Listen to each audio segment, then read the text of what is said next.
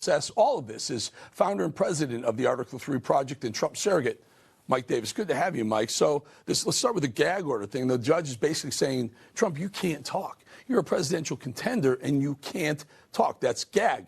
Stop the person from talking. How in the world can they do this? It's unconstitutional. Let you weigh in quickly on that, if you will. This is an illegal conspiracy against rights under 18 U.S.C. 241. That is a very serious felony, for a civil rights felony, because you have these Democrat prosecutors teaming up with these Democrat judges to put an illegal, unconstitutional gag order on a criminal defendant, which is clearly a prior restraint, an illegal prior restraint on his First Amendment rights. It violates his 6th and 14th Amendment rights. There must be consequences to this after January 20th, 2025. Yeah, absolutely. And what the judge Merchant said, he fined Trump a few bucks and it won't hurt Trump.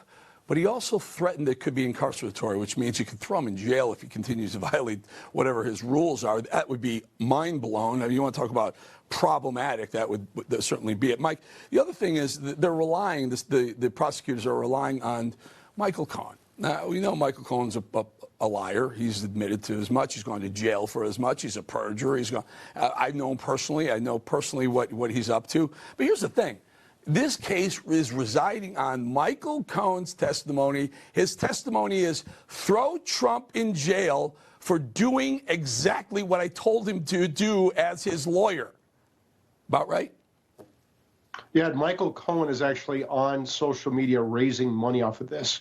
If there's someone who should be gagged here, it's a witness who's trashing a criminal defendant going through the process. The gag order is supposed to ensure that the defendant, not the government, gets a fair trial. This is outrageous. This whole case is outrageous. It's obviously lawfare and election interference because Democrats, including Biden, fear President Trump on November 5th, 2020. That's a great point. That's a great point. I mean, the burden of proof is on the prosecutors. The defendant has some sort of rights and protections against overzealous prosecutors. And in this case, you're right. They're actually trying to give the prosecution more power when you must find beyond a reasonable doubt that he's guilty, and they're doing it exactly the opposite. That is really fascinating take on that, Mike.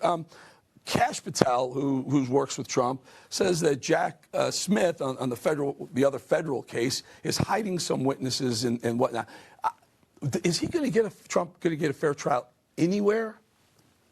I think Judge Eileen Cannon is going to ensure that President Trump gets a fair trial down in Florida, and that is a judge's job. A judge's job is to make sure that the court protects the criminal defendant's rights, including their First Amendment rights, including their 6th Amendment rights, their 8th Amendment rights, their 14th Amendment rights.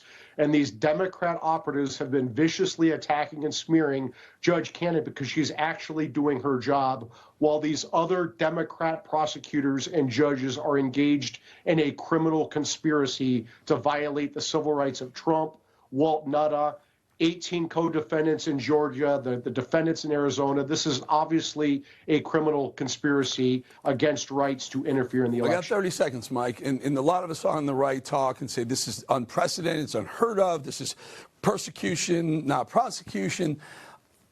It really is that bad, isn't it? It's not just right-wing thing. This is my point is, lefties, you got to be careful what you wish for here. If you do get Trump under these circumstances, what happens when there's a Republican and a GOP in office and has the House and the Senate and puts judges in place, and then they play that game? I'm just blown away that Americans aren't for fair play in this, even as much as they dislike Trump generally. Yeah, I would say there are going to be consequences, severe legal, political, and financial consequences come January 20th, 2025. I would say to these Democrat prosecutors and judges and operatives inside and outside of government who are conspiring, you better lawyer up.